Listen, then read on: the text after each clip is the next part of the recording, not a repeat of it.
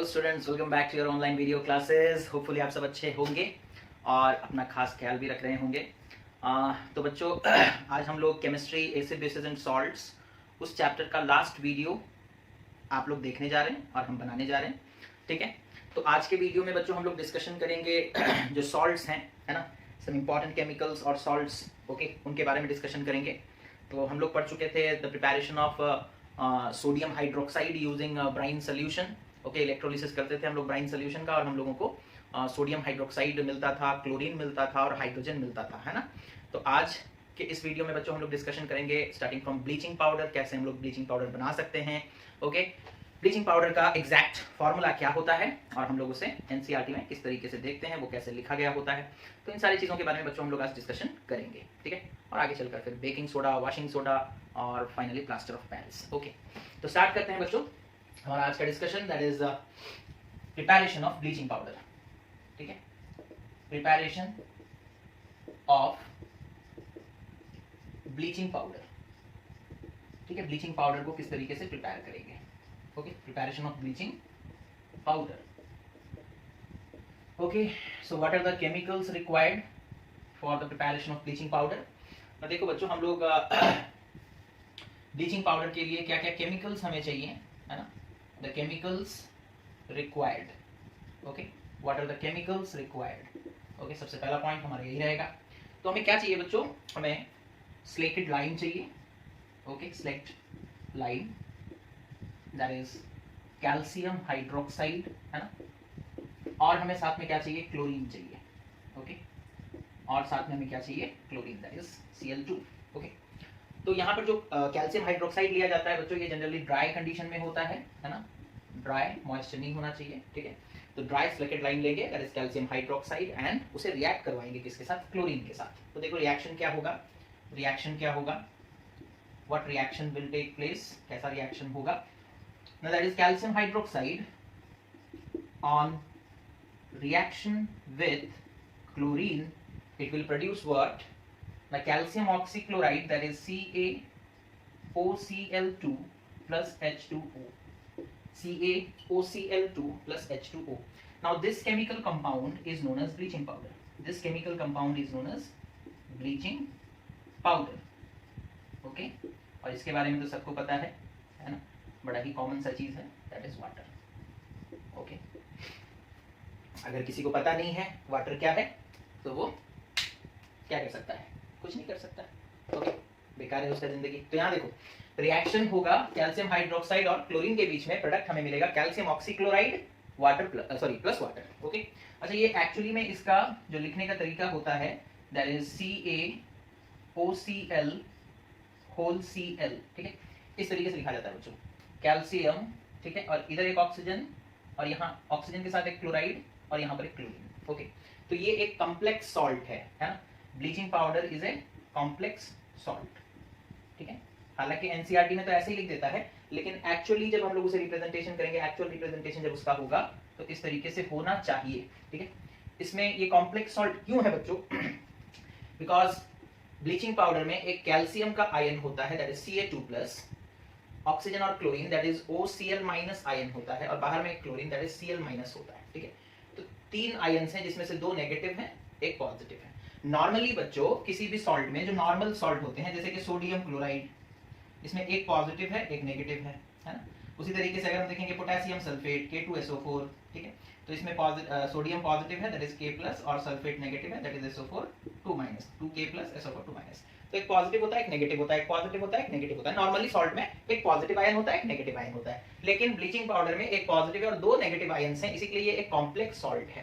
कैसा सॉल्ट है, complex salt है। ठीक है, तो इतना पहले नोट डाउन कर लो बच्चों, कैसे प्रिपेयर करेंगे हम लोग bleaching powder, what are the chemicals required and what is the reaction that is taking place. Okay, इतना लिखने के बाद फिर उसके बाद हमें क्या पढ़ना है, that is the uses of bleaching powder. Okay, ये हो गया। अच्छा पढ़िए, उसके बाद यूजेस ऑफ ब्लीचिंग पाउडर। ठीक है, यूजेस क्या है, uses of bleaching powder. Okay, uses of bleaching powder. Okay, तो बच्चों जो क्लोरीन का यूज होता है वही ब्लीचिंग पाउडर का, जो क्लोरीन का यूज होता है वही ब्लीचिंग पाउडर का यूज होता है। हमने पहले भी आपसे ये कह रखा है कि एक्चुअली ब्लीचिंग पाउडर हम लोग बनाते ही इसलिए हैं because we want to store chlorine, है ना, because we want to store chlorine. Okay, chlorine को संभाल के रखने के लिए, क्लोरीन को यूज करने के लिए हम लोग क्या करते हैं, ब्लीचिंग पाउडर बना देते हैं। तो ब्लीचिंग पाउडर में क्लोरीन प्रेजेंट होता है और वो क्लोरीन ही एक्टिव पार्ट होता है ब्लीचिंग पाउडर का, जिसकी वजह से जो क्लोरीन का प्रॉपर्टी होता है ब्लीचिंग पाउडर का प्रॉपर्टी वही होता है, जो क्लोरीन का यूज होता है ब्लीचिंग पाउडर का यूज वही होता है। तो bleaching powder is bleaching powder is generally prepared okay to store chlorine है ना, क्लोरीन को स्टोर करने के लिए, क्लोरीन को बचाकर प्रिजर्व करने के लिए हम लोग ब्लीचिंग पाउडर बना लेते हैं, ठीक है, क्योंकि क्लोरीन को डायरेक्टली स्टोर कर पाना डिफिकल्ट है ऑब्वियसली, है ना, नहीं तो ब्लीचिंग पाउडर क्यों बनाते हैं, क्लोरीन को बच्चों डायरेक्टली स्टोर कर पाना डिफिकल्ट है, इसीलिए हम लोग क्या करते हैं ब्लीचिंग पाउडर बना लेते हैं, ठीक है। और ब्लीचिंग पाउडर का वही प्रॉपर्टी है जो क्लोरीन का प्रॉपर्टी है, तो सबसे पहला ब्लीचिंग एक्शन, है ना, bleaching powder has bleaching action, okay, bleaching action है इसके पास, ठीक है। जैसे टेक्सटाइल इंडस्ट्री में, ठीक है, कॉटन वगैरह के सामान को, ठीक है, कॉटन हो, लिनन हो, ठीक है, कॉटन हो या लिनन हो, इनको डीकलराइज करने के काम में आता है, decolorize that is to bleach, okay. तो ब्लीचिंग एक्शन मतलब डीकलराइज करना, ब्लीचिंग एक्शन का मतलब क्या होता है, किसी चीज को डीकलराइज करना, ठीक है। तो टेक्सटाइल इंडस्ट्री जहां पर कपड़े वगैरह बनाए जाते हैं, कॉटन हो, लिनन हो, उनको डीकलराइज करना होता है, तो हम लोग ब्लीचिंग पाउडर यूज करते हैं, ठीक है। उसके बाद पेपर इंडस्ट्री में भी यूज होता है बच्चों, है ना, पेपर इंडस्ट्री में, ठीक है, वुड पल्प जिससे पेपर बनाया जाएगा उसे ब्लीच करने के लिए, उसे डीकलराइज करने के लिए, है ना। वुड पल्प का कलर वो ब्राउन टाइप का होता है ना, और डार्क ब्राउन टाइप का होता है, ओके। तो उसे डीकलराइज करके व्हाइट कर दिया जाता है और पेपर हमें जो मिलता है वो व्हाइट कलर में मिलता है, ठीक है। तो पेपर इंडस्ट्री में भी ब्लीचिंग पाउडर का यूज होता है बच्चों, वो वुड पल्प को डीकलराइज करता है, डीकलराइज मतलब ब्लीच करता है, क्या करता है, ब्लीच करता है, ठीक है। और वुड पल्प जिसका कलर डार्क ब्राउन टाइप का होता है या फिर ब्राउन टाइप का होता है, वो व्हाइट हो जाता है और हम लोगों को पेपर मिलता है, व्हाइट पेपर मिल पाता है, ठीक है। तो ये हो गया उसका ब्लीचिंग एक्शन, है। तो इस पर्पस के लिए यूज किया जाता है क्या ना, ब्लीचिंग पाउडर, ठीक है। लॉन्ड्री में भी यूज किया जाता है, ठीक है, ओके। जैसे लॉन्ड्री वाले को आप, कोई आपके पास व्हाइट कलर का शर्ट है, ठीक है, व्हाइट शर्ट है ना, और आपके किसी फ्रेंड ने उसकी उस शर्ट में सपोज इंक डाल दिया, है ना। अब उस इंक को रिमूव करना है या फिर हटाना है, डीकलराइज करना है, तो आपने क्या किया ना, ब्लीचिंग पाउडर डाल दिया, ठीक है। लॉन्ड्री वाले ने क्या किया, ब्लीचिंग पाउडर डाल दिया, ठीक है, और वो इंक का जो भी कलर था, ब्लू था, ब्लैक था, रेड था, जो भी था, ठीक है, वो डीकलराइज हो जाएगा और आपका व्हाइट शर्ट फिर से व्हाइट हो जाएगा। तो दाग धब्बों को मिटाने के लिए हम लोग ब्लीचिंग पाउडर यूज कर सकते हैं, है ना। वो वैनिश देखो ना, वैनिश सुने तो होंगे, वैनिश, ठीक है, और वो रिन का एक आता है ना, आला, ठीक है। तो ये सब में भी ब्लीचिंग पाउडर होता है, ये सब में भी क्या होता है, ब्लीचिंग पाउडर, ठीक है, ब्लीचिंग पाउडर, ओके। तो इस तरीके से बच्चों ब्लीचिंग पाउडर का ये यूजेस हम लोग देख रहे हैं, ठीक है। और क्या यूज है ना, ये तो ब्लीचिंग एक्शन से रिलेटेड यूजेस हो गया, है ना, जहां जहां पर वो डीकलराइज करने के काम में आता है। दूसरा टाइप का जो यूज है उसका, वो क्या है, वो देखो, दूसरा टाइप का जो यूज है बच्चों उसका, that is it is used as an oxidizing agent, as an oxidizing agent, okay, as an oxidizing agent। oxidizing agent कौन होता है बच्चों, जो किसी को ऑक्सीजन प्रोवाइड कर दे, जो किसी को ऑक्सीजन प्रोवाइड कर दे, या जो किसी से हाइड्रोजन रिमूव करवा दे, या फिर जो किसी से इलेक्ट्रॉन गेन कर ले, ठीक है ना। तो ये तीनों काम अगर कोई कर पाता है तो उसे हम ऑक्सीडाइजिंग एजेंट कहेंगे। और हम लोग स्टार्टिंग में ही बोले थे bleaching powder is generally prepared to store chlorine, है ना, क्लोरीन को स्टोर किया जाता है ब्लीचिंग पाउडर बना करके। तो जो भी काम है बच्चों ब्लीचिंग पाउडर में वो क्लोरीन कर रहा है, कौन कर रहा है, क्लोरीन। और क्लोरीन का टेंडेंसी क्या है, chlorine has a tendency to gain electrons, chlorine के पास कौन सा टेंडेंसी है, क्लोरीन को आदत है ना, इलेक्ट्रॉन्स गेन करने का, और जो इलेक्ट्रॉन गेन करता है वो ऑक्सीडाइजिंग एजेंट होता है ना। तो ब्लीचिंग पाउडर के पास क्लोरीन है और क्लोरीन का टेंडेंसी है इलेक्ट्रॉन गेन करना, तो जो इलेक्ट्रॉन गेन करता है बच्चों से हम लोग क्या कहते हैं, oxidizing agent. That is why bleaching powder is an oxidizing agent. तो पाउडर का स्पेलिंग देखो क्या लिखा गया है, पावेडर, ठीक है, पाउडर। ओके, इतने देर से सोच रहे हो कि सर को पाउडर का स्पेलिंग भी नहीं आता, ठीक है। अच्छा, तो ये हो गया उसका ऑक्सीडाइजिंग एजेंट वाला बिहेवियर, है ना। अच्छा, उसके बाद फाइनली ब्लीचिंग पाउडर किस काम में आएगा, बड़े काम का चीज है, अलग अलग काम में यूज होता है, ठीक है। Disinfecting water, okay, disinfecting water means killing germs, okay, killing germs. तो जर्म्स को मार करके पानी को हम लोग क्या कर सकते हैं, पीने लायक बना सकते हैं, ड्रिंकिंग वाटर बना सकते हैं। जर्म्स होंगे तो फिर हमें नुकसान हो सकता है, थोड़ा सा ब्लीचिंग पाउडर ऐड कर दो, है ना, जर्म्स वगैरह सब मर जाएंगे, ठीक है। तो फिर ब्लीचिंग पाउडर को हम लोग यूज कर सकते हैं। तो डिसइंफेक्टिंग, ओके, या फिर एज ए डिसइंफेक्टेंट भी बोल सकते हैं, ओके। तो ये यूजेस हो गए बच्चों ब्लीचिंग पाउडर के, इतना पहले आप लोग नोट कर लो, ओके। अब इसके बाद आएंगे बच्चों, हम लोग डिस्कशन करेंगे अपने नेक्स्ट इंपॉर्टेंट केमिकल के बारे में, दैट इज बेकिंग सोडा, है ना, बेकिंग सोडा, ठीक है। उसके प्रिपरेशन, यूजेस, ओके, इन सारी चीजों के बारे में बात करेंगे, ठीक है। तो नेक्स्ट जो हमारा टॉपिक है that is baking soda, okay, जिसका केमिकल फॉर्मूला क्या है बच्चों, दैट इज NaHCO3, ठीक है। अच्छा, सबसे पहले बात करते हैं इसके प्रिपरेशन के बारे में, है ना, प्रिपेयर कैसे करेंगे, ठीक है, प्रिपरेशन, है ना। तो प्रिपरेशन के लिए बच्चों हम लोगों को कुछ केमिकल्स चाहिए, 3-4 केमिकल्स चाहिए, है ना। बेकिंग सोडा बनाने के लिए हमें 3-4 केमिकल्स चाहिए। क्या है वो केमिकल्स ना, सोडियम क्लोराइड थोड़ा लिया जाएगा, थोड़ा सा उसमें पानी डाला जाएगा, और साथ में लेंगे कार्बन डाइऑक्साइड गैस, और भी चीज लेना है बच्चों, है ना, NH3 दैट इज अमोनिया, ठीक है। इतने सारे चीजों को लेना है एज ए रिएक्टेंट। तो ये सब बन गए क्या, reactants. These are the reactants. इन केमिकल्स को हम लेंगे तभी जाकर के हम लोग बना सकते हैं क्या, बेकिंग सोडा। तो जब sodium chloride, water, carbon dioxide और अमोनिया के बीच में रिएक्शन होगा बच्चों, तो प्रोडक्ट आएगा क्या, NH4Cl that is ammonium chloride plus NaHCO3, दो ही प्रोडक्ट आएगा, NaHCO3, ठीक है। तो ये जो NaHCO3 बना यही तो बेकिंग सोडा है, यही तो बेकिंग सोडा है, ठीक है। तो रिएक्शन कैसे हो रहा है, देखो रिएक्शन का मैकेनिज्म समझते हैं, कैसे रिएक्शन हो रहा है। तो सबको आयोनिक फॉर्म में लिख देते हैं, ठीक है। NaCl को लिख दिए बच्चों Na+Cl-, ठीक है। H2O को लिख दिए H+OH-, ठीक है। CO2 को वैसे ही रहने दो, that is CO2, okay. Ammonia को वैसे ही रहने दो, दैट इज NH3, ठीक है। अब देखो होगा क्या, H+Cl-, NH3, ये तीनों मिल जाएंगे, ठीक है। पहले NH3 में H+ मिलेगा, पहले स्टेप में रिएक्शन कैसा होगा, NH3 में H+ मिलेगा बच्चों और बन जाएगा NH4+, that is ammonium ion, है ना। फिर NH4+ किससे मिलेगा ना, Cl- से, और बन जाएगा NH4Cl, ठीक है। इनका कहानी खत्म। अब बचा क्या, CO2, OH-, Na+, ये तीनों मिलेंगे और ये क्या बनेगा, NaHC, 2 ऑक्सीजन, इधर एक ऑक्सीजन, दैट इज NaHCO3। तो इस तरीके से रिएक्शन होगा। फिर Na+ और CO2 प्लस OH-, ये सब मिल करके बनेंगे क्या, NaHCO3, ठीक है, NaHCO3, ठीक है। इस तरीके से बच्चों पूरा मैकेनिज्म चलता है किस, इस रिएक्शन का, है ना। अच्छा, तो प्रिपेयर हो चुका है बच्चों क्या ना, बेकिंग सोडा, बेकिंग सोडा, ठीक है। बेकिंग सोडा बहुत बहुत इंपॉर्टेंट केमिकल है, बिकॉज बेकिंग सोडा नहीं होता तो बेकिंग पाउडर नहीं बनता, बेकिंग पाउडर नहीं बनता तो हमारे पकोड़े क्रिस्पी नहीं होते, हमारा जो ब्रेड है वो स्पॉन्जी नहीं होता, है ना। तो खाने पीने का सारा कार्यक्रम बिगड़ जाता है, ठीक है।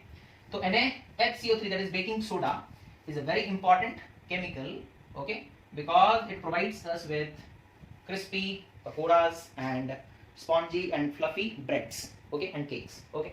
तो इस तरीके से देखो NaHCO3 हम लोग बना लिए हैं, दैट इज हमारा बेकिंग सोडा बन चुका है, ठीक है। अब हम लोग देखते हैं कि जो बेकिंग सोडा बना है बच्चों, उसका pH अगर हमसे कोई पूछे what is the pH of NaHCO3, ठीक है। वेदर pH एग्जैक्टली नहीं पूछ रहा है, वेदर pH इज, हमें ऑप्शन दिया गया pH is equal to 7, pH is less than 7, pH is greater than 7, okay okay, इस तरीके से सपोज 3 ऑप्शन दिए गए और हमको बोला गया NaHCO3 का pH क्या होगा बताओ, ठीक।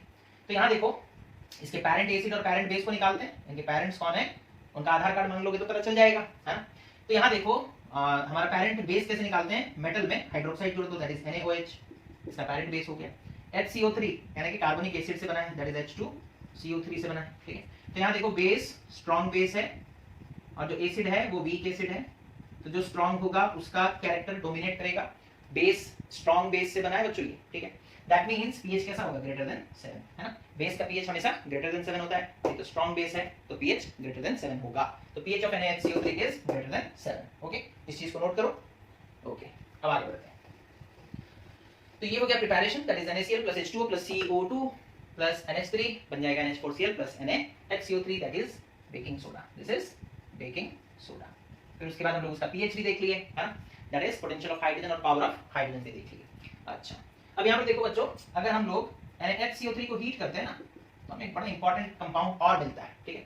NaHCO3 को जब हम लोग हीट करेंगे बच्चों, when it is heated it produces sodium carbonate, that is Na2CO3 plus H2O plus CO2, ठीक है, that is water and carbon dioxide। Balance करोगे 2NaHCO3 में, मेरे ख्याल से बैलेंस हो जाएगा, 2 सोडियम कार्बन 1 ऑक्सीजन 3, ठीक है, और उधर कार्बन डाइऑक्साइड बैलेंस्ड है, ठीक है। ये इक्वेशन बैलेंस्ड हो चुका है, ओके। तो हाँ, तो हम लोग बेकिंग सोडा को हीट किए, this is baking soda. Baking soda को हीट करने से हमें एक इंपॉर्टेंट मतलब कंपाउंड मिला है बच्चों, दिस इज व्हाट ना, this is sodium carbonate, okay, this is sodium carbonate. और याद रखोगे सोडियम कार्बोनेट से ही हम लोग वाशिंग सोडा बना लेंगे, क्या बना लेंगे, वाशिंग सोडा, ठीक है। तो नेक्स्ट टॉपिक पढ़ेंगे, ओके, वाशिंग सोडा। तो सोडियम कार्बोनेट से ही वाशिंग सोडा बनेगा बच्चों, ओके। और बाकी ये दोनों तो ये ग्लोबल वार्मिंग के काम में आएगा, है ना, और ये प्यास बुझाने के, है ना, दैट इज वाटर, ओके। कोई बच्चे बोलेंगे सर नहाने के काम में भी आ सकता है, नहा भी सकते हो, ठीक है, ओके। तो इस तरीके से बेकिंग सोडा को जब हम लोग हीट करते हैं बच्चों, हम लोगों को सोडियम कार्बोनेट मिलता है, एंड सोडियम कार्बोनेट से हम लोग वाशिंग सोडा बना सकते हैं, ठीक है। फिलहाल तो उसके टॉपिक में जाएंगे हम लोग, बस यहाँ पर इतना बताना था कि हीट करने से ये चीज मिलता है, ठीक है। क्वेश्चन में पूछता है what happens when baking soda is heated, so it will produce sodium carbonate plus water plus carbon dioxide, है ना, ये आप लोगों को पता होना चाहिए। What happens when baking soda is heated और sodium hydrogen carbonate is heated, it produces sodium carbonate plus water plus carbon dioxide, okay.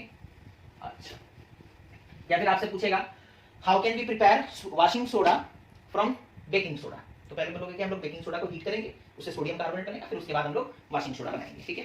अब बात करते हैं बच्चों बेकिंग पाउडर कैसे बनेगा, है ना। ये तो बेकिंग सोडा हो गया, है ना। अब बेकिंग पाउडर बनाने के लिए क्या करना पड़ेगा, बेकिंग पाउडर बनाने के लिए हमें क्या करना पड़ेगा ना, हम लोग बेकिंग सोडा लेंगे,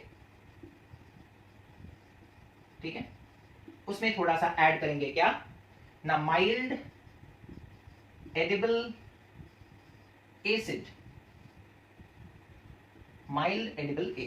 ठीक है। अच्छा, तो बच्चों बेकिंग पाउडर बन जाएगा, क्या बन जाएगा, बेकिंग पाउडर, ओके।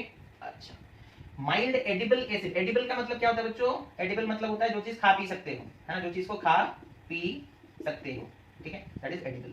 और माइल्ड का मतलब होता है उतना स्ट्रॉन्ग नहीं कि वीक नहीं, नॉट सो स्ट्रॉन्ग और वीक, ओके, ज्यादा स्ट्रॉन्ग नहीं कि ज्यादा वीक नहीं।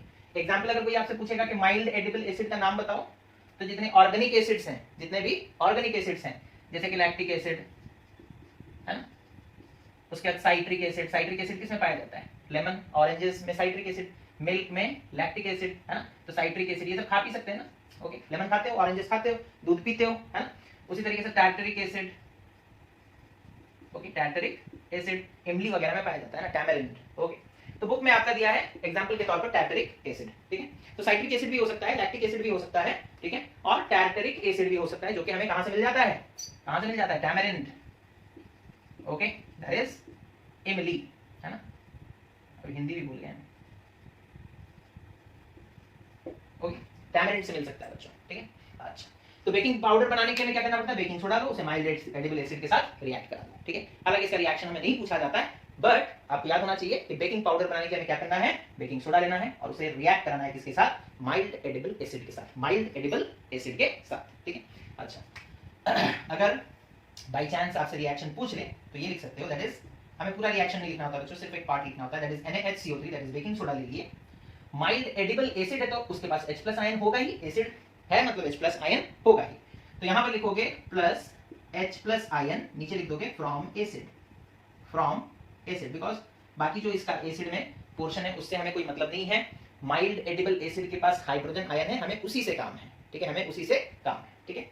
तो NaHCO3 that is baking soda ले लिए बच्चों, ठीक है, और उसे किसके साथ रिएक्ट करा है, एसिड के साथ, माइल्ड एडिबल एसिड। अच्छा, माइल्ड एडिबल एसिड में भी H प्लस होगा, तो हमें काम सिर्फ H प्लस से है, इसी के लिए हम लोग सिर्फ यहाँ H प्लस लिखे, ठीक है। तो हम लोगों को प्रोडक्ट क्या मिलेगा, देखो प्रोडक्ट क्या मिलेगा बच्चों, that is CO2 plus H2O plus एक सोडियम सॉल्ट मिलेगा, है ना, प्लस एक सोडियम सॉल्ट, ठीक है, बिकॉज ये सोडियम यहाँ पर प्रेजेंट है ना, ठीक है। तो इस हाइड्रोजन के साथ मतलब H प्लस आयन एसिड के साथ रिएक्ट जब करेगा, जब भी कोई कार्बोनेट सॉल्ट, जब भी कोई कार्बोनेट सॉल्ट रिएक्ट करता है बच्चों एसिड के साथ, तो कार्बन डाइऑक्साइड वाटर प्लस एक सॉल्ट फॉर्मेशन होता है ना। एसिड बेसिस एंड सॉल्ट में हम लोग पढ़े थे, जब भी कोई कार्बोनेट सॉल्ट, जब भी कोई कार्बोनेट सॉल्ट किसे एसिड के साथ रिएक्ट करेगा तो प्रोडक्ट क्या आएगा, एक सॉल्ट आएगा प्लस वाटर आएगा प्लस कार्बन डाइऑक्साइड आएगा। तो यही पैटर्न है ना। यहाँ पर ये बेकिंग सोडा जो है ये कार्बोनेट सॉल्ट है, कैसा सॉल्ट है, कार्बोनेट प्रेजेंट है ना, तो ये कार्बोनेट सॉल्ट है।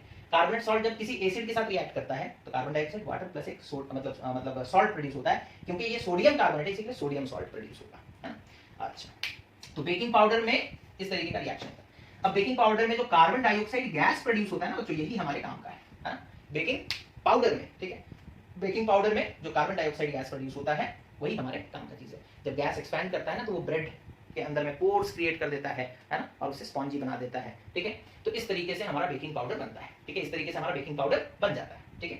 तो बेकिंग पाउडर बनाने के क्या चाहिए, बेकिंग सोडा प्लस एक माइल्ड एडिबल एसिड, और माइल्ड एडिबल एसिड का कौन सा चीज हमारी जरूरत का है, H प्लस, तो यहाँ पे सिर्फ H प्लस लिखे हैं। जब ये दोनों रिएक्ट करेंगे तो प्रोडक्ट में कार्बन डाइऑक्साइड मिलेगा, वाटर मिलेगा और सोडियम सॉल्ट मिलेगा। ये दोनों हमारे काम के नहीं है, हमारा काम का कार्बन डाइऑक्साइड है, हमारे काम का कौन है, कार्बन डाइऑक्साइड, ठीक है। तो this is the preparation of baking powder, आप लोग नोट डाउन कर सकते हो, ठीक है, नोट कर लिए, बढ़िया। अब उसके बाद यूजेस, है ना। तो प्रिपरेशन तो कब का खत्म हो चुका है ना। उसके बाद देखो बच्चों यूजेस, ठीक है, किसका, बेकिंग सोडा का। तो पहला यूज तो हम लोग ऑलरेडी पढ़ चुके हैं, in preparing what, in preparing baking powder, baking powder, okay. अच्छा, उसके बाद दूसरा क्या है, अदर एंटासिड, अजन एंटासिड, ठीक है। याद होगा आप लोगों को बेकिंग सोडा का, दैट इज NaHCO3, है ना। इसका pH कितना था बच्चों, ग्रेटर देन 7, यानी कि ये कैसा सब्सटेंस है, बेसिक, यानी कि अगर किसी को एसिड हो गया है, एसिडिटी हो गया है तो इसे खा ले थोड़ा सा, है ना, ये बेसिक है। तो बेसिक और एसिड के बीच में रिएक्शन होगा, न्यूट्रलाइजेशन हो जाएगा। तो it is used as an acid antacid as it can neutralize excess acid produced in our stomach, okay। अगर आपके पेट में एक्सेस एसिड प्रोड्यूस हो गया तो NaHCO3 थोड़ा सा खा लो, क्योंकि ये बेसिक नेचर का है ना। pH कितना था, ग्रेटर देन 7, तो ये बेसिक है। इसे खाओगे तो स्टमक में जो एक्सेस एसिड है उन दोनों के बीच में रिएक्शन होगा और न्यूट्रलाइजेशन हो जाएगा, ठीक है, समझ में आ गया। अदर एंटासिड क्यों यूज करते हैं, because it is basic, because NaHCO3 that is because baking soda is soda, because baking soda is basic, okay, and it can neutralize excess acid produced in our stomach, okay। तो ये दूसरा use हो गया। उसके बाद तीसरा use देखते हैं क्या है, that is used in soda acid fire extinguisher, used in soda acid fire extinguisher, ठीक है। देखो baking soda that is NaHCO3, ठीक है, इसे आप लेके बेकिंग सोडा ले लिए, ओके, साथ में एक एसिड है, सपोज कर लो H2SO4, दोनों के बीच में रिएक्शन हुआ। सपोज कर लो हमारे पास एक फायर एक्सटिंग्विशर देखे हो तो, है ना, वो एक रेड कलर का आता है सिलेंडर, है ना। इसके अंदर सपोज कर लो एसिड भरा हुआ है ना, क्या भरा हुआ है, एसिड भरा हुआ है, ओके। और यहाँ पर सपोज कर लो एक ट्यूब में क्या है, बेकिंग सोडा, क्या है, बेकिंग सोडा, ठीक है। अब जैसे ही आप देखें कहीं पर आग लगा हुआ है, यहाँ पर ये ट्यूब एक ट्रिगर से कनेक्टेड रहता है, ट्रिगर ऐसे दबाओगे ये ट्यूब उलट जाएगा, उलटकर सारा बेकिंग सोडा गिरेगा किसमें, एसिड में। तो बेकिंग सोडा और एसिड के बीच में रिएक्शन हो जाएगा। रिएक्शन होने के बाद मान लो हम लोग बोलते हैं सल्फ्यूरिक एसिड था, तो रिएक्शन होने के बाद प्रोडक्ट क्या आएगा, sodium sulphate that is Na2SO4 plus H2O plus CO2, ठीक है। तो बोला तो गया था कि कार्बोनेट सॉल्ट जब भी एसिड के साथ रिएक्ट करता है तो वाटर और कार्बन डाइऑक्साइड तो प्रोड्यूस होते हैं, साथ में एक सॉल्ट भी होता है, ठीक है। वाटर और कार्बन डाइऑक्साइड प्रोड्यूस होंगे, साथ में एक सॉल्ट भी होगा, साथ में एक सॉल्ट भी होगा। कार्बोनेट सॉल्ट जब भी एसिड के साथ रिएक्ट करता है तो ये दोनों तो प्रोड्यूस होने ही होने हैं, साथ में एक सॉल्ट भी होगा, साथ में एक सॉल्ट भी होगा। अब ये देखो कार्बन डाइऑक्साइड निकला, वाटर निकला, और दोनों ही फायर को एक्सटिंग्विश करते हैं। दोनों ही क्या करते हैं? फायर को एक्सटिंग्विश कर सकते हैं, आग बुझा सकते हैं, है ना। तो fire extinguisher, soda acid fire extinguisher में यूज किया जाता है बेकिंग सोडा, ठीक है। तो इसे नोट डाउन करो। ओके, उसके बाद जो टॉपिक है बच्चों that is what, that is baking, नहीं washing soda. Okay, baking soda तो हो गया खत्म, ठीक है। नेक्स्ट टॉपिक क्या है? That is washing soda.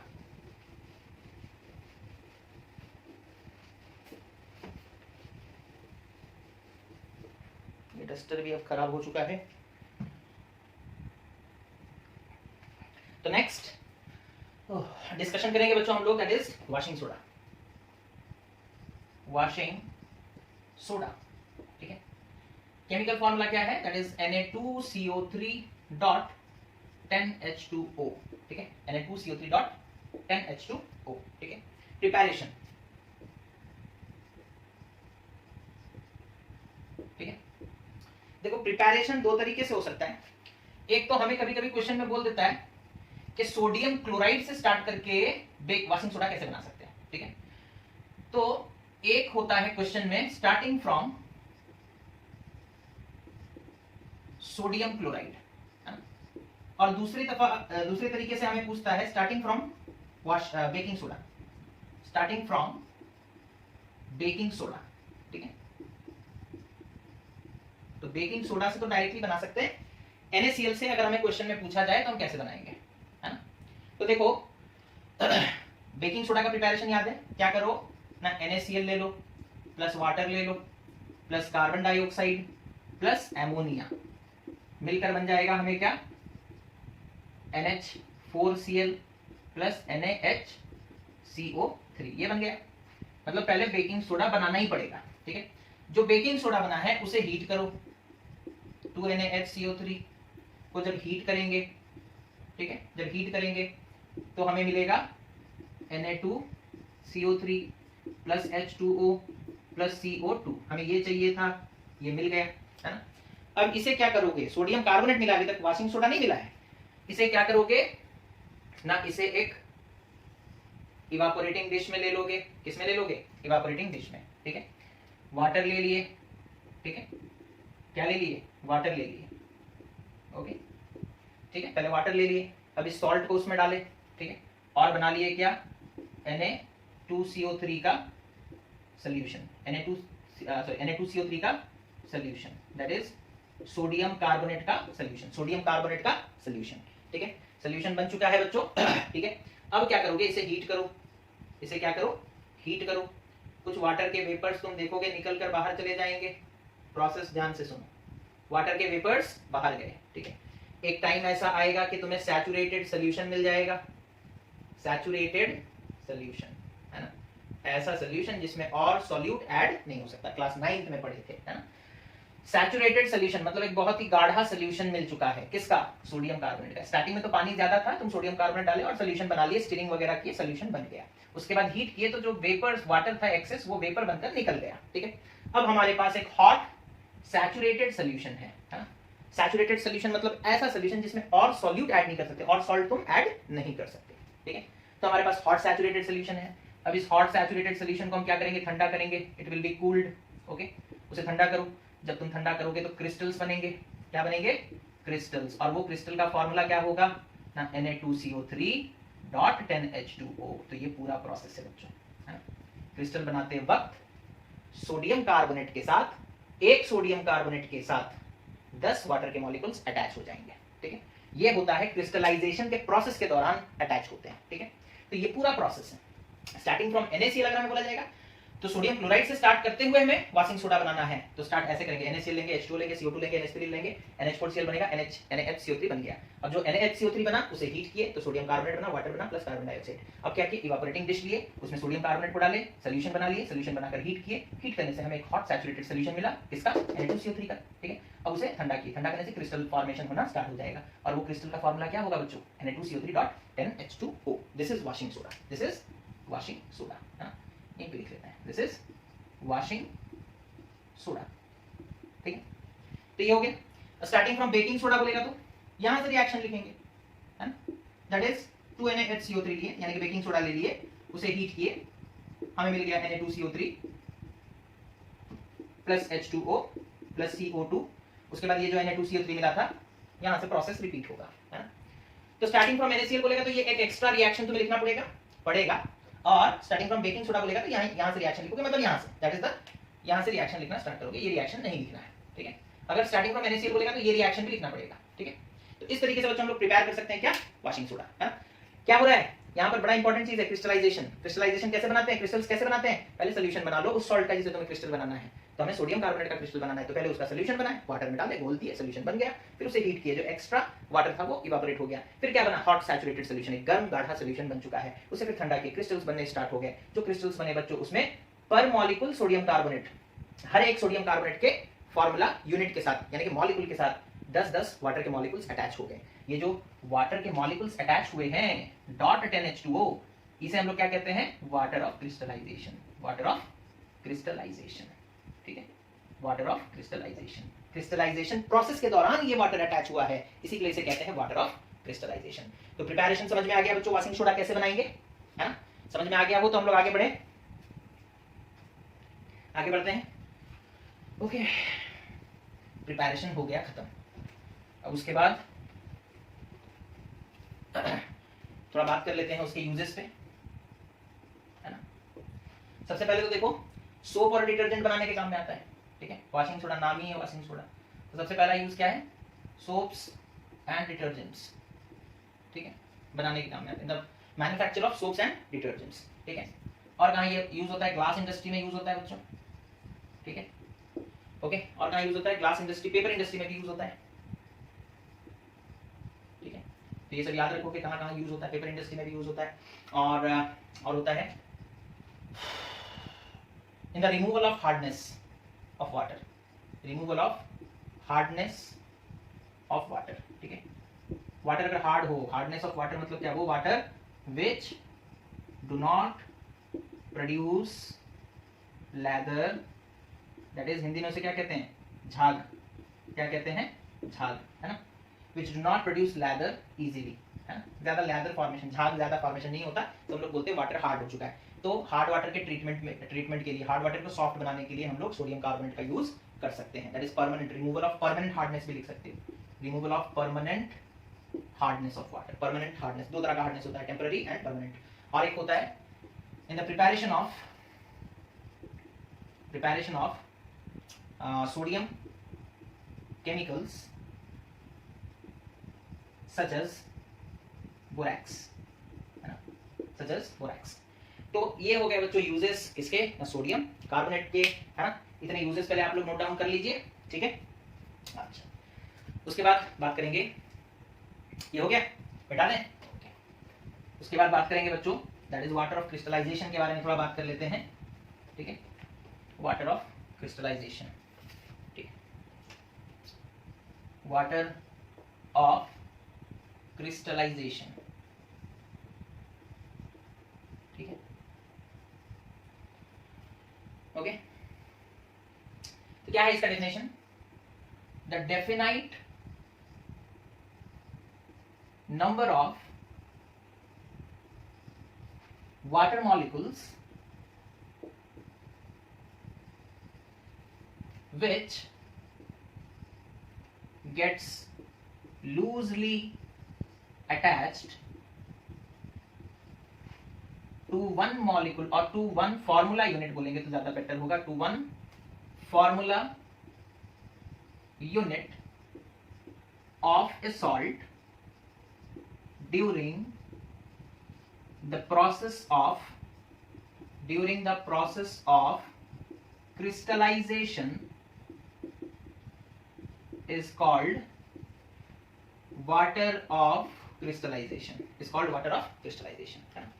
the definite और fixed number लिख दो, the definite और fixed number, है ना, एक particular number of water molecules attach होते हैं बच्चों, ऐसा नहीं कि कुछ कितने भी वाटर मॉलिक्यूल्स अटैच हो जाएंगे, नहीं, वो सिर्फ हम लोग देखते हैं रस्ट के कंडीशन में, जो number of water molecules attach होते हैं वो फिक्स नहीं होते, XH2O हम लोग लिखते हैं रस्ट के केस में, है ना, आयरन का रस्टिंग, बट उसके अलावा जितने भी सॉल्ट्स का जब वाटर क्रिस्टलाइजेशन हम लोग करते हैं, है ना, तो जो number of water molecules attach होते हैं वो फिक्स्ड होते हैं। ओके, जैसे फॉर एग्जांपल सपोज कर लो हम लोग पानी लिए, ठीक है, और इसमें कॉपर सल्फेट नामक एक सॉल्ट को ऐड कर दिया, ठीक है, वाटर लिए थे दैट इज H2O लिख देते हैं, ठीक है, पानी लिए बच्चों, उसमें कॉपर सल्फेट नाम का एक सॉल्ट है उसे ऐड कर दिया, तो क्या बन गया, बन गया कॉपर सल्फेट का सॉल्यूशन।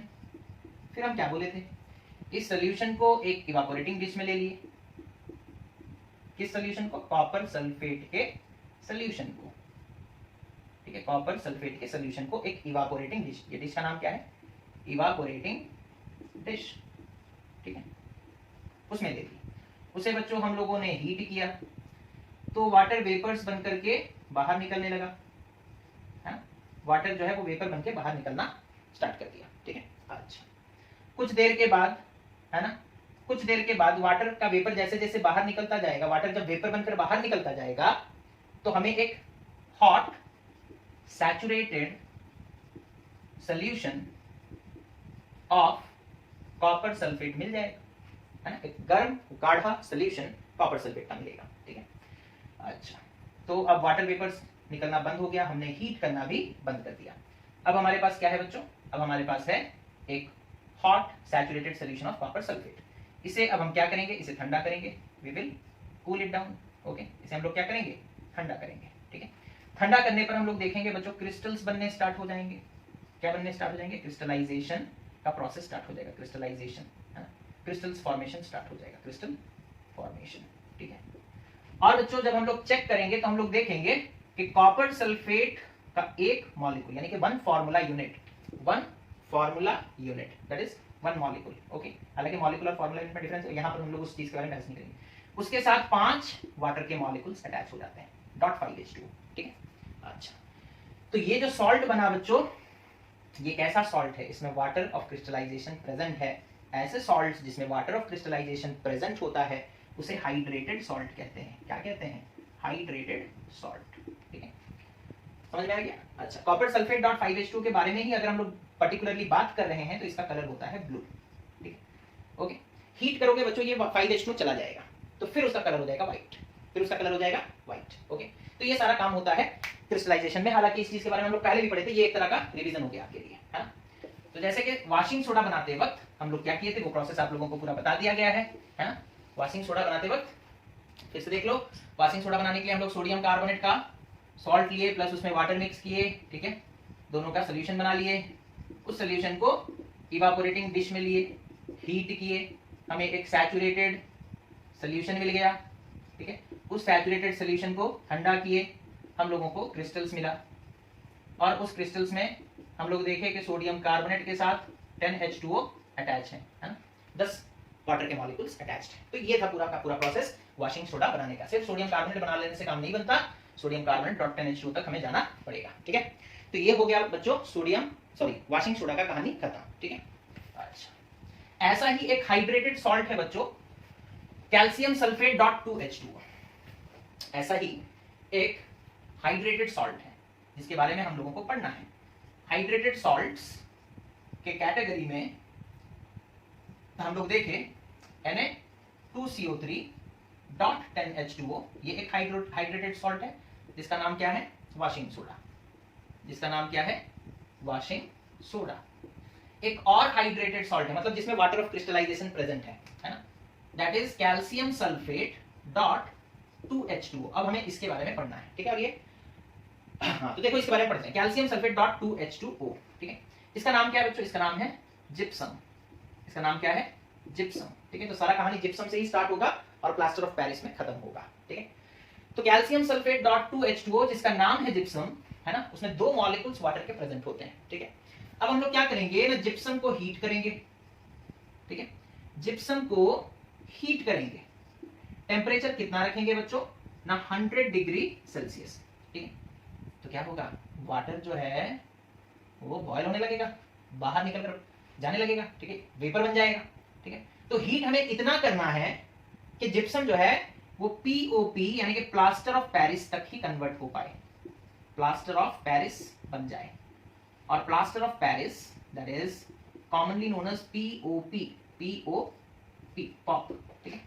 प्लास्टर ऑफ पेरिस का फॉर्मूला क्या है बच्चों? ना that is calcium sulphate dot half H2O, ठीक है। अब ये हाफ H2O का क्या कहानी है उसे तो हम लोग डिस्कशन करेंगे, बट यहां देखो जिप्सम से प्लास्टर ऑफ पेरिस बनेगा। कैसे बनेगा? हीट करने से। कितने टेम्परेचर पर? 100 डिग्री सेल्सियस। 100 डिग्री सेल्सियस ना लिख करके 373 केल्विन लिखें तो भी कोई प्रॉब्लम नहीं, दोनों बराबर हैं, ठीक है। ये केल्विन में मेजर किया गया, ये डिग्री सेल्सियस में, ठीक है। तो gypsum that is calcium sulphate dot 2H2O, जब इसे बच्चों हम लोग हीट करेंगे at temperature 373 kelvin, that is the boiling point of water, ठीक है। बहुत ज्यादा हीट नहीं कर देना, पूरा ड्राई नहीं करना है हमें, ठीक है, तो देख करके करना पड़ेगा, ठीक है। तो जब कैल्शियम सल्फेट डॉट 2H2O को हम लोग बॉइलिंग पॉइंट में, वाटर के बॉइलिंग पॉइंट में हीट करेंगे तो वाटर वेपर बनता जाएगा, गैस बनता जाएगा, है ना।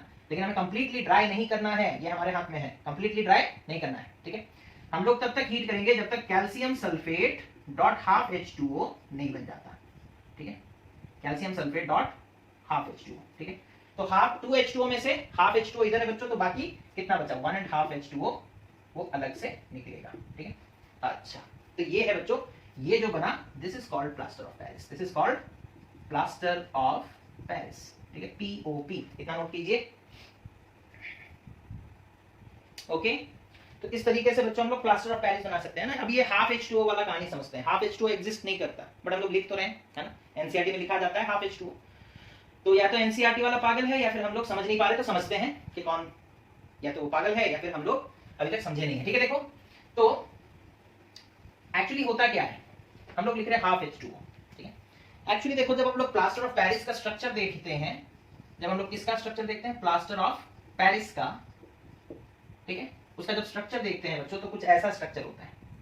कैल्शियम सल्फेट, ओके, अटैच होता है H2O से, और फिर से एक कैल्शियम सल्फेट के साथ वाटर अटैच होता है। तो दो कैल्शियम सल्फेट एक वाटर के मॉलिक्यूल के साथ अटैच होते हैं बच्चों, ठीक है। अब थोड़ा वाटर ऑफ क्रिस्टलाइजेशन का डेफिनेशन याद करो।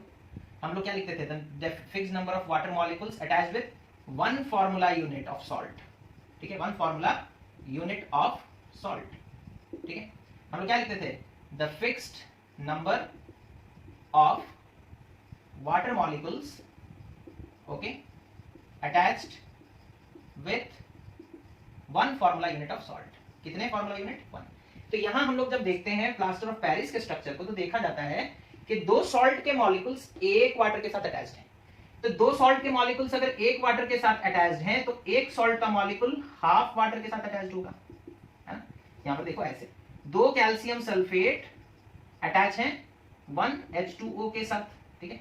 लेकिन वाटर ऑफ क्रिस्टलाइजेशन जब हम लोग डिफाइन करते हैं तो हम लोग लिखते हैं कि एक सॉल्ट के साथ कितना वाटर अटैच्ड है। दो सॉल्ट मॉलिक्यूल्स के साथ एक अटैच्ड है, तो एक सॉल्ट के साथ कितना अटैच्ड होगा? हाफ H2O, ठीक है। तो डेफिनेशन के हिसाब से हाफ हो रहा है बच्चों।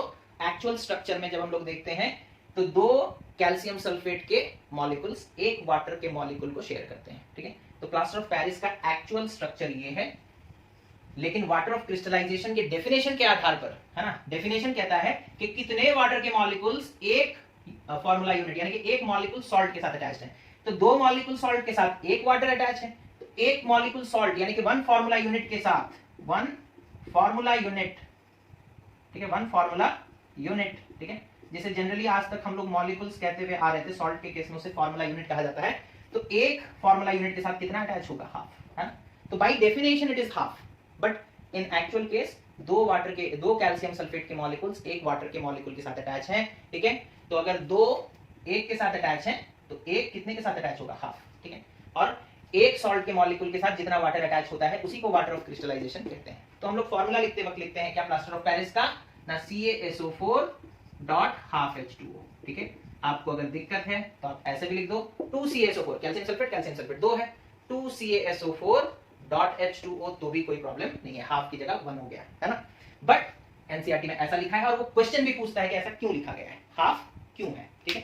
Because by the definition of water of crystallization, what is water of crystallization? The fixed number of water molecules attached with 1 formula unit. यहां तो एक्चुअल स्ट्रक्चर में 2 फार्मूला यूनिट है, दो फार्मूला यूनिट के साथ एक मॉलिक्यूल अटैच्ड है, दो कैल्शियम सल्फेट के साथ एक अटैच्ड है, तो एक कैल्शियम सल्फेट के साथ डेफिनेशन के हिसाब से हाफ हो जा रहा है, ठीक है, इसी के लिए हाफ लिखते हैं बच्चों, ठीक है। फाइनली आते हैं uses of plaster of Paris, ठीक है। Okay, uses of plaster of Paris, uses of POP, ठीक है। तो क्या यूज है बच्चों, प्लास्टर ऑफ पेरिस में वाटर मिला दो, बन जाएगा जिप्सम। जिप्सम को हीट किए थे, जिप्सम से वाटर हटा दिए थे तो पीओपी बना था, याद है ना। जिप्सम से जब जिप्सम को जब हीट किए थे, है ना, 373 केल्विन में, तब जाकर के वो प्लास्टर ऑफ पेरिस बना था। हीट करने से क्या हुआ था, वाटर चला गया था, वाटर ऐड कर दो पीओपी में तो जिप्सम मिल जाएगा। रिवर्सिबल प्रोसेस है ना, कैसा प्रोसेस है, रिवर्सिबल, ठीक है। तो सॉरी, जिप्सम को जब हीट किया तो पीओपी प्लस वाटर मिला था, है ना। अब पीओपी प्लस वाटर को फिर से मिक्स कर दो तो जिप्सम मिल जाएगा। क्या मिल जाएगा, जिप्सम। और ये जो जिप्सम होता है बच्चों, ये हार्ड सॉलिड होता है। कैसा होता है, हार्ड सॉलिड। पीओपी कैसा होता है, पाउडर, है ना, कैसा होता है, पाउडर फॉर्म में एग्जिस्ट करता है, ठीक है। ओके, छोटे छोटे क्रिस्टल्स होते हैं पाउडरी फॉर्म में, ठीक है। अच्छा, तो पीओपी जो कि एक पाउडर है, पाउडरी फॉर्म में एग्जिस्ट करता है, उसमें जब वाटर मिलाते हैं बच्चों, वो जिप्सम हार्ड सॉलिड बन जाता है ना। तो it is used in, okay, it is used in supporting fractured bones. Okay, हाथ वगैरह टूट गया किसी का, है ना, वो डॉक्टर के पास गया, डॉक्टर क्या किया, थोड़ा सा पानी लिया एक कंटेनर में, है ना, थोड़ा सा क्या लिया, पानी, उसमें डाला क्या, पीओपी, बन गया क्या, जिप्सम, है ना, ठीक है। जैसे पानी डालेगा, ठीक है, तो एक क्या बन जाएगा, क्या बोलते हैं उसे, एक सेमी सॉलिड सब्सटेंस बनेगा, ठीक है, सेमी सॉलिड। फिर वो क्या करेगा, प्लास्टर लेगा, है ना, बैंडेज लेकर के ये जो सेमी सॉलिड सब्सटेंस है उसको लपेटता जाएगा आपके हाथ पे। कुछ देर के बाद वो पूरा हार्ड हो जाएगा, कुछ देर के बाद वो क्या बन जाएगा, जिप्सम, है ना, कुछ देर के बाद वो क्या बन जाएगा, जिप्सम। तो समझ में आ रहा है। तो जब आप हड्डी किसी का टूट जाता है, जब किसी के बोन्स फ्रैक्चर हो जाते हैं, ठीक है, तो पीओपी को पानी में डाला जाता है बच्चों। पहले एक सेमी सॉलिड टाइप का सब्सटेंस बनता है, ठीक है, यानी कि गाढ़ा टाइप का रहता है, लेकिन अभी तक पूरा सूखा नहीं रहता, पूरा हार्ड नहीं होता है, ठीक है। तो पीओपी पानी में डाल दिया गया, है ना, एक सेमी सॉलिड सब्सटेंस बना। डॉक्टर ने क्या कहा, जहां पर फ्रैक्चर हुआ है वहां पर बैंडेज के साथ इस सेमी सॉलिड सब्सटेंस को लपेट दिया। कुछ देर के बाद वो हार्ड सॉलिड जिप्सम बन गया। और जो मतलब डॉक्टर जब मतलब फ्रैक्चर्ड बोन्स को एक जगह पर ला करके रोक देता है, मतलब जो उसका ओरिजिनल पोजीशन है, हड्डी टूटने के बाद इधर उधर डिस्प्लेस हो जाता है ना, तो डॉक्टर पहले अरेंज कर देते हैं, फिर उसके बाद क्या करते हैं, ये सोल्यूशन लगा देते हैं, ठीक है। कुछ देर के बाद वो हार्ड जिप्सम बन जाता है और जो बोन्स को जहां होना चाहिए वहीं पर वो रहते हैं। तो helps in supporting fractured bones in its place, है ना, ठीक है। तो पीओपी का सबसे पहला यूज ये हो गया, ओके, ठीक है। अच्छा, उसके बाद हाँ, और क्या यूज है, ठीक है, एक तो हो गया क्या हो गया, supporting fractured bones in its place, okay, उन्हें उनकी जगह में रहने के लिए सपोर्ट करता है। दूसरा, टॉयज वगैरह बनाने के काम में आता है, इन मेकिंग टॉयज, ओके। और फिर किस काम में आता है, making decorative interiors, okay, interiors को डेकोरेट करने के काम में भी आता है ना। सीलिंग वगैरह देखते हो, फॉल्स सीलिंग, छत के ऊपर काफी सारा डिजाइन बना हुआ रहता है, वो इसी से बनता है, ठीक है। अच्छा, और किस काम में आता है, making walls polished, making surfaces smooth and polished. वो देखते हो दीवार वगैरह में पेस्ट बना करके लगाते हैं, उसके बाद उसे रब करते हैं, पूरा एकदम दीवार एकदम पॉलिश्ड हो जाता है। तो वो सब इसी चीज से होता है बच्चों, that is POP, that is plaster of Paris, plaster of Paris. तो बच्चों ये था पूरा चैप्टर, मतलब पूरा चैप्टर नहीं, सॉल्ट जो था हमारा, सॉल्ट का आखिरी हिस्सा ये था जिसे हम लोगों ने आज की इस वीडियो में कंप्लीट किया। तो इसके साथ ही आपका acid basis and salts chapter बच्चों होता है खत्म, ठीक है। अब हम लोग नेक्स्ट चैप्टर डिस्कशन करेंगे, that is metals and non metals. तो इस वीडियो को ध्यान से देखें, पेशेंस के साथ देखें, थोड़ा लंबा वीडियो है ना, ये पहले बोलना चाहिए था। आखिरी तक आप देखोगे, ये बात सुनोगे या नहीं उसका कोई गारंटी नहीं है, फिर भी उम्मीद है कि आप लोग देखोगे, ठीक है। तो देखो इस वीडियो को, अगर कुछ डाउट अराइज करता है तो फिर पूछ सकते हो। Thank you for watching the video, है ना। रात के बज चुके हैं 2, ठीक है, अब सोने का time. Good night all of you.